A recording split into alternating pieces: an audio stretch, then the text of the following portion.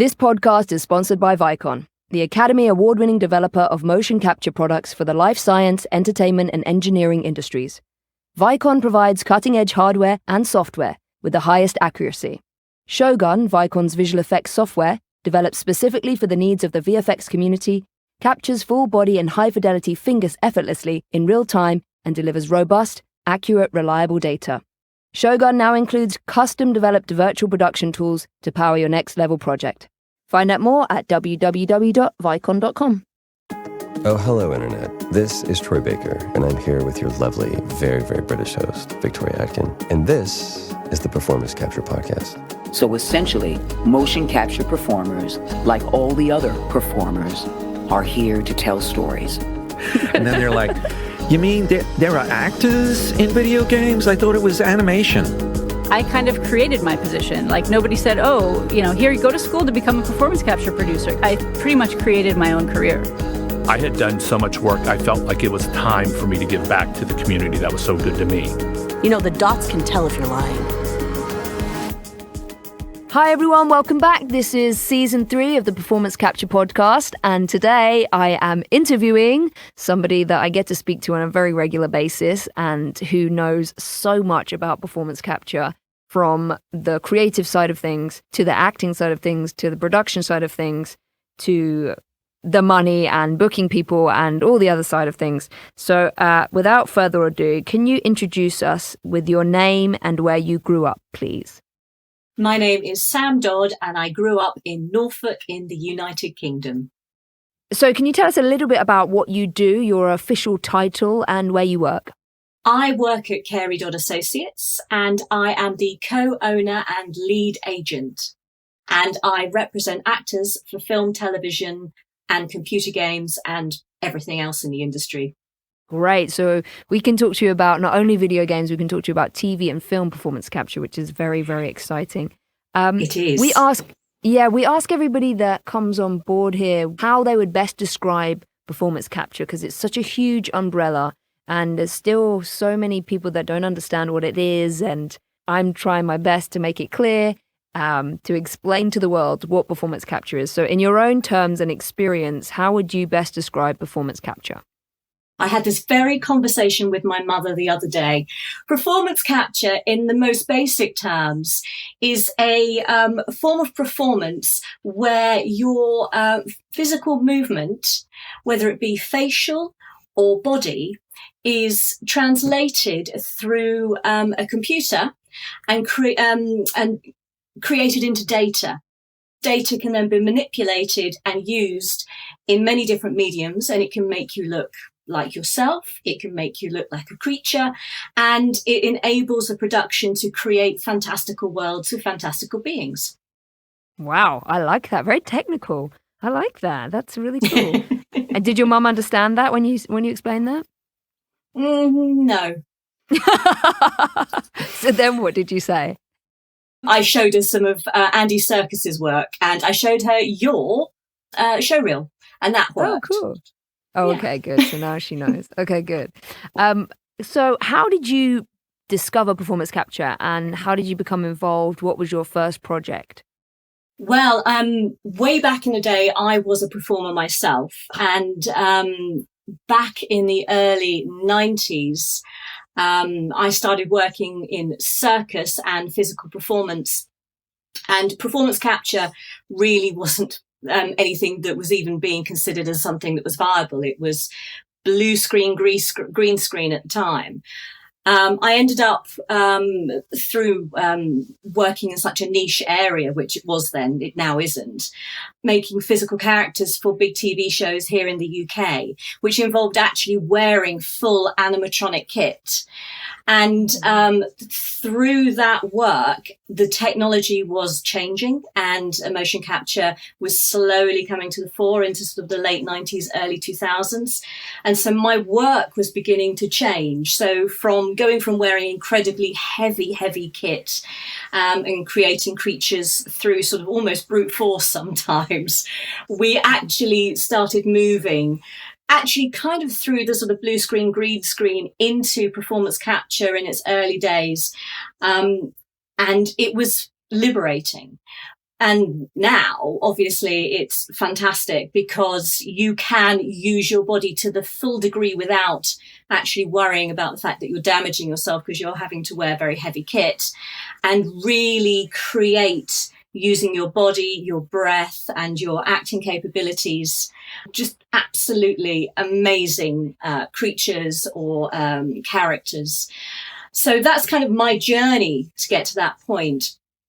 I started working as a junior agent back in the mid-2000s because of my background and working also with a lot of SFX studios, which are studios that do physical creations.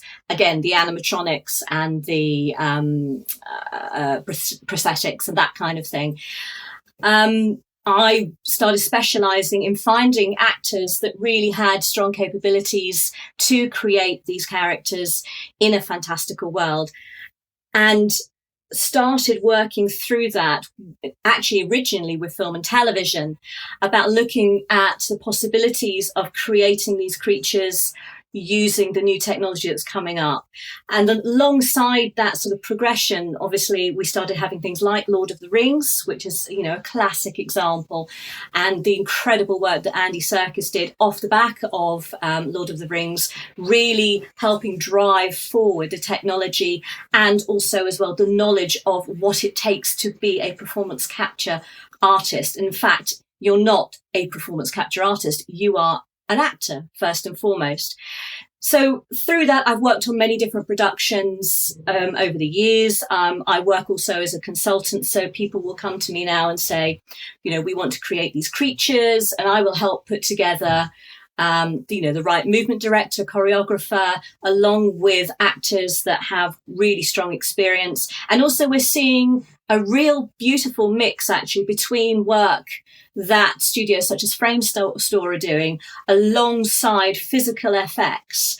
And it's blending in such a beautiful way. His Dark Materials is a prime example of that, where they were using beautiful physical reference puppets to create this world. So all of the actors were working alongside an actor puppeteer with those puppets. And then Framestore took that reference material and replaced those puppets with the digital finished versions that you saw. So things are really beginning to meld together now. Yeah, I know Framestore. I went over there, one of the other guys that we interviewed, I think it was on season 1, Gerardo, who now works at EA Games in LA. He was at Framestore for a long time, and I was able to visit him and have a cup of tea. And they have a stage there now, a very small one at the bottom of the building. But they have a motion capture stage there, so they were testing out different things. And he was talking to me about Paddington the movie, where they were doing motion capture for lots of the different kind of scenes and crowds. And little characters using that. And again, like you say, melding the worlds together. I mean, obviously, Paddington himself, that was a motion capture performer or actor, and he was being digitally processed and replaced when they were working on the film, in post. So it is absolutely fascinating. And obviously, what's really driven this forward has been the work of computer games as well, which is obviously a world that you're incredibly well known in. And it's been fascinating to really watch how quickly that technology has changed and developed to the point now where it is photorealistic, which is also a bone of contention because obviously people's likenesses are being used. But it is absolutely incredible. And the application of the technology is absolutely fascinating and a joy to watch. And it's so interesting as well, because if you use something that's purely animation, and that's sort of taking even out the performance capture of it, because the early performance capture, it was really just data that people were giving, sort of raw data that people were giving through their physical performance. And that really is more of a sort of a flat canvas animation, and audiences were not connecting with those characters and they were having real problems. The first Spider-Man movie is a prime example of that, where it sort of almost ended up being an animated film. Whereas the newer Spider-Man movies are amazing, because what happens is, now that the data capture is so precise, you're getting a full performance. And that performance, whether it be actually under a physical mask or whether it's under the motion capture suit, lives and breathes. And it's and when you're watching it as an audience member, you can better connect on a subconscious level with what you're watching and believe it, rather than it being a flat piece of animation. It's a really interesting sort of ideal, and it sort of taps into what they call the uncanny valley, because if it goes too strange, cats might be a prime example of that. Then the brain goes, that's too real but not real enough, and it just, in the end, it basically is creepy, and people then won't connect with it. Yeah, it's finding that balance, and I really love Benjamin Button and Brad Pitt's work in that. It's an interesting kind of use of that. I don't even know if actually whether that was green screen, or I guess it was facial capture and likeness, but I haven't ever seen any footage of him in the performance capture stage. Maybe somebody can message us about that on the Instagram. Absolutely. So I was wondering, as you were saying about everything becoming photo real, and you talked about likeness, and you and I have had these discussions many times. A question came to me just as I was talking to you about, obviously Andy Serkis has made his name in this industry, talking about this, the connection to the material. We're talking about Paddington and things like that. The name of these types of actors and what they're doing, your puppeteers that you have, and all these things that are making these things come to life in a really beautiful way, still seem to not get the recognition that perhaps TV and film performers are getting. And is there a reason for that, do you think? Or is that just because they're hiding behind this animation? And do you think that will change as the animation and the likeness comes through? Or what's your take on that? It is actually something that historically the industry is notorious for. Not everybody in the industry, as I'm sure you will have experienced, actually understand the technology and what they're actually seeing. And they're not understanding that what they're seeing is actually a person's true performance. And they're just saying, but it's animation. And if you go right the way back to the early days, Disney is a prime example. He was the little man with the little mouse who was up on the hill and everyone poo-pooed him. And obviously now Disney is one of the biggest forces in the industry. And here, people are very willing, particularly when it's about technology as well, to just sort of say, oh, well, it's that thing over there. And anyone that works within it, especially as a performer, is then specialised. I know when I started the agency back in 2012 with my incredible business partner, Chris Carey, we both had this situation where we trained together. We were child actors and we'd known each other since we were 15, 16. Once we diversified, me within circus and then going into physical performance and animatronics and creatures, and Chris actually going into stunts and being a stunt performer. As soon as you did that, the industry just went, well, you're a stunt man. Well, you're just a creature performer. That's what you do. And every other opportunity is then taken away from you.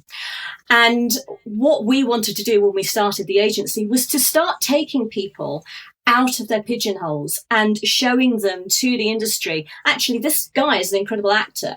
This woman that, she's a fabulous aerialist, but when you give her a piece of text, she lives and breathes it.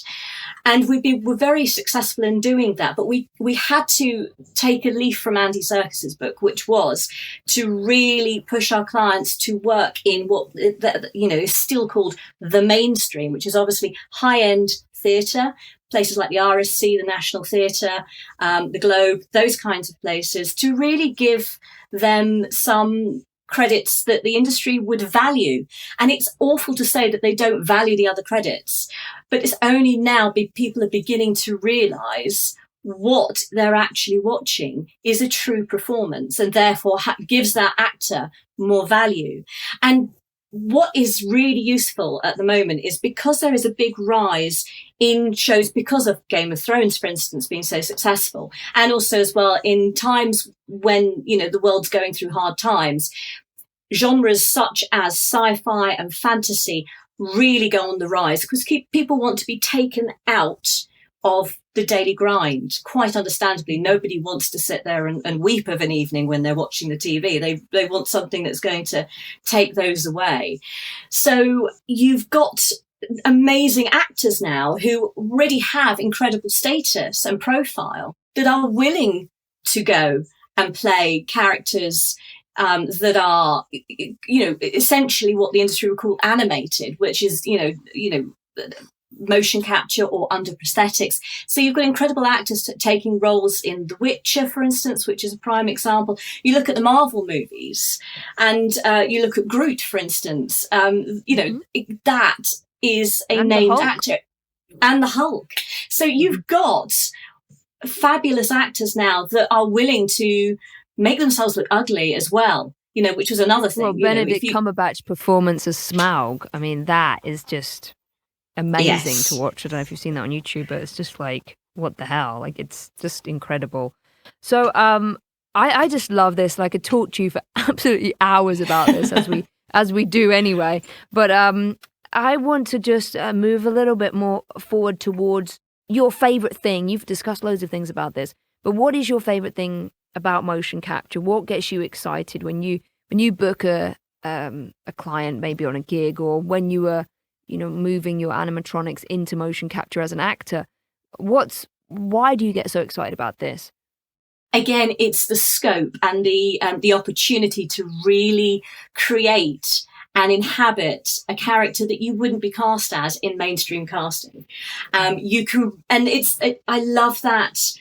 The feeling when you are creating a creature, particularly that moves differently, and I'm sorry, I'm doing it as I speak. I can't help myself. I wish you could have the video. What are you actually doing? Please describe it. It's more ethereal than that. I would say I'm more waving my arms around and breathing and moving. Fairy dragon. Fairy dragon, absolutely. But yeah, that's what really makes me passionate. You can be anything, absolutely anything. And for me as well, I love horror. I like fantasy, dark fantasy. So the ability to actually, because I'm 4'8", and generally I get called cute. All of my life I've been called cute. Stick me in a motion capture suit or under animatronics or prosthetics, and I can just be vile and revolting and no longer cute. And that's just divine to me. And I love the environment that you can just immerse yourself in. That you can, for games that we've played, I can run along the rooftops of Victorian London, or I can be in the fantasy world of Horizon Zero Dawn, or it's just really, it's amazing. So it is. Can you tell me of any differences that you've observed between the US and the UK performance capture productions? Any big differences in approaches to castings, or the money? I think we're going to say money, but it seems like the UK is behind on that. And I know Jessica Jeffries, who we interviewed in season 1, has been talking about that. And I know Equity are really working hard to make these things equal. But I guess that's going to be your first answer. Well, it is. We are behind. Again, I think it's also we're behind in the way that we view the performers and how we value them. And the work that Jessica has done, not only to get games developers to actually understand what it is that they are asking people to do and what value they should be attaching to, for instance, likenesses, etc., and buyouts and usage of that data. It's the work that she's done to really get a good contract on the table, which has obviously been, a godsend for an agent like myself, so that there's something that we can enforce and say that, this, whilst it's not yet ratified, it's something that's becoming standard. And these are the clauses that we are expecting you to adhere to and to put into your contract, which enable us to safeguard our actors and our performers, which is exactly what needs to be done. It's still very much what we call the Wild West here in the UK, with regards to how different productions behave, and it depends on also the level of the production. Obviously you've got your AAAs right the way down to your small, tiny sort of indie games as well. So there's always big budget deficits. And I've noticed, between the two. I'm sure you've noticed it as well, some of the bigger casting directors that are established in TV and film are beginning to cast performance capture projects too. They are.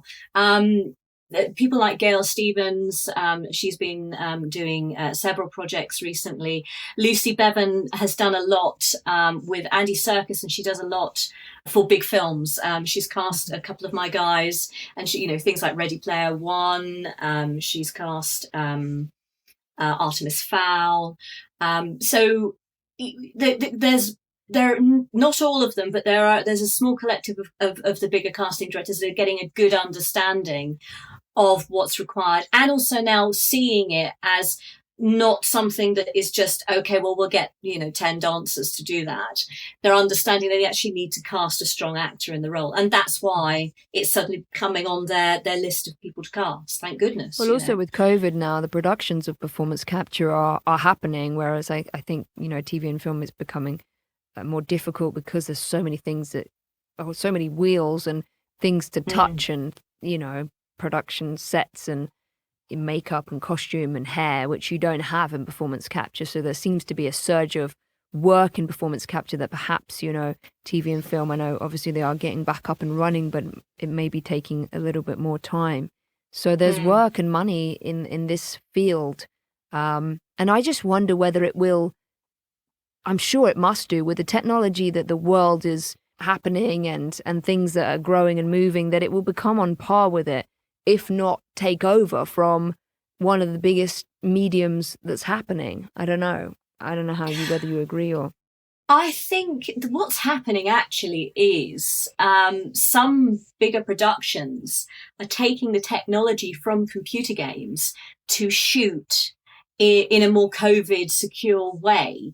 So, for instance, obviously before COVID, you had The Mandalorian, and of course it was shooting in a completely new way with the virtual sets, which is an incredible opportunity for film and television. And it was so successful that this is now being employed. And particularly as well, you can't really use extras. Because obviously it's a huge volume of people, and testing is so expensive because obviously, whilst we have the NHS in the UK, testing for production has to be a private thing because obviously you can't use public services to do something like that. And the cost of production is huge. I've seen just COVID coordinator budgets over the past couple of months, and it's eye-watering. So they're looking to reduce the number of people that they actually can have on sets at any one time, or even in the production office. But when it comes to shooting, they're utilising now some of the technology that has been employed in the most recent computer games, and particularly VR, that kind of thing, to really enable them to create these environments where it still feels really populated. So it's really interesting. I don't think it will completely take over, but I think we'll see a big shift to a collaboration of using all these different technologies, like we did originally when it went from literally physical, huge, heavy costumes to actually taking costume elements out and moving into slightly performance capture elements. We will see that shift again, where the two different shooting methods, I think, will become very sort of useful as well and used. And so you and Chris Carey are advocates for safe protocols for intimacy in all areas of performance. Can you tell us more about the intimacy coordination and how those scenes are approached in performance capture? It is, again, another interesting area because it's something that has taken some of the game studios that I have worked with slightly taken them aback. It's not down to anybody wanting to do anything they shouldn't, but I think it's more down to the fact that it's just naivety and it's learning. So suddenly realizing you can't ask a performance capture actor whilst they're on set, oh, well, we've got this scene and they're supposed to be making love in the background through a window. Can you do that? Nobody is allowed to spring these things on people anymore.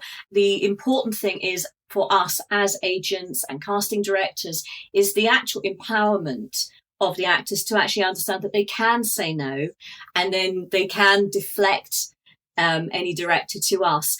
The education of directors UK have been fantastic. I'm not sure how many games directors are members, but they have been very instrumental in pushing forward really good guidelines and protocols for directors on how they approach their scripts, how they audition actors. And there shouldn't be any difference in the way that a performance capture actor is auditioned to a actor that's in any other medium in our industry. So, for instance, nobody should be asked to do any scene of intimacy in an audition. If there are scenes of intimacy in a production, they must be identified prior to the casting, and therefore everyone is made aware of them, and then it's discussed. We always had nudity riders. But what we didn't have was the clear guidelines that if a performer, once they get on set, if a performer's uncomfortable and changes their mind, they absolutely have the prerogative to do so. Nobody, even if they've signed that document saying that they are willing to do that scene, they still can change their mind in that moment. And it's really, really important, because that's what walks the line between a safe set and an unsafe set. There shouldn't really be any difference in the way that they're approached. And I think that there's a lot of learning going on at the moment. I think that's the easiest way to describe it. Intimacy guidelines or anything to do with any kind of actor guidelines that you require, they'll definitely be very keen to help. Sam? It's directors.uk.com.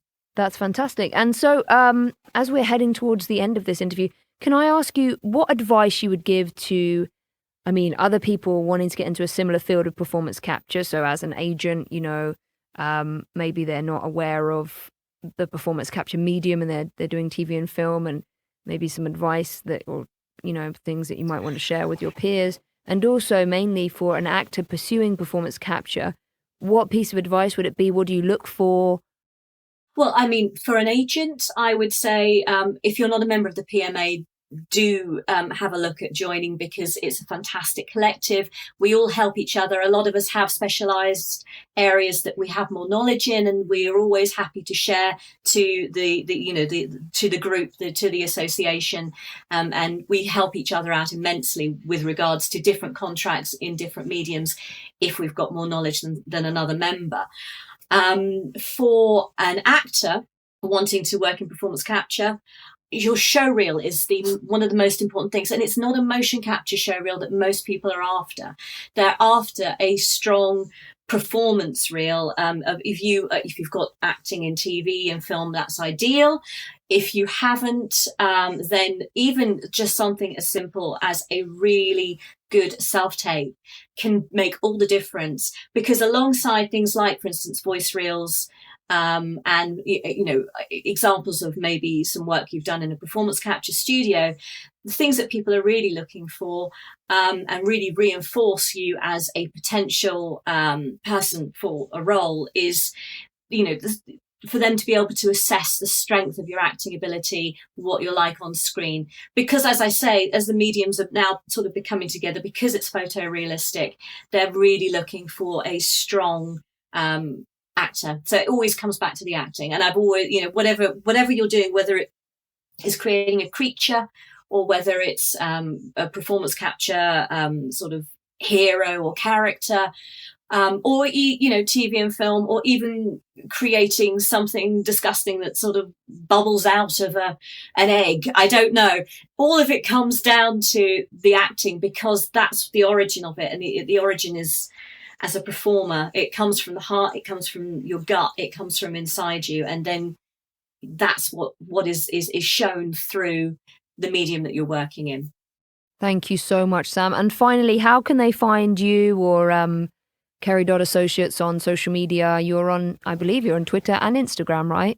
I am. We are, Twitter is Carey Dodd ASOS, because we couldn't fit in associates. They wouldn't let us. And Instagram is the same, so that they marry up. The only reason I'm on Instagram is because you essentially made me do it. I forced you on Instagram, guys. You can thank me. Yes. All right, so that's great. And thank you so much. I mean, what you've shared today is, you know, just so generous, and I'm just thankful for all of your work and contribution to this wonderful industry. And I know that you're always continuing to strive for what's best for the actors and to help the producers and developers and directors. I mean, it's always a pleasure working with you. So thank you, and thank you for coming on and sharing your knowledge with us. Thank you very much. It's always a delight to talk to you. Thanks, Sam. Earlier in Sam's interview, she mentioned the PMA. For those of you not familiar with this UK-based organisation, it stands for Personal Managers Association, and it's a membership organisation for agents who represent actors, writers and directors working in film, television, theatre and radio. If you want to find out more, visit their website at thepma.com. Season 3 of the Performance Capture podcast was recorded and edited at Soundbox Studios in Los Angeles. Soundbox LA is the founding studio in the Soundbox Studio Group, a collective of talent-owned and operated boutique voiceover studios with multiple locations in the Los Angeles area and southern Colorado. You can find out more at soundbox.la. We'd like to send out a huge thanks to Soundbox Studio City's very own Ryan Riveros for editing the episodes of Season 2 and now Season 3. The multi-talented Ryan is also the composer of our theme music.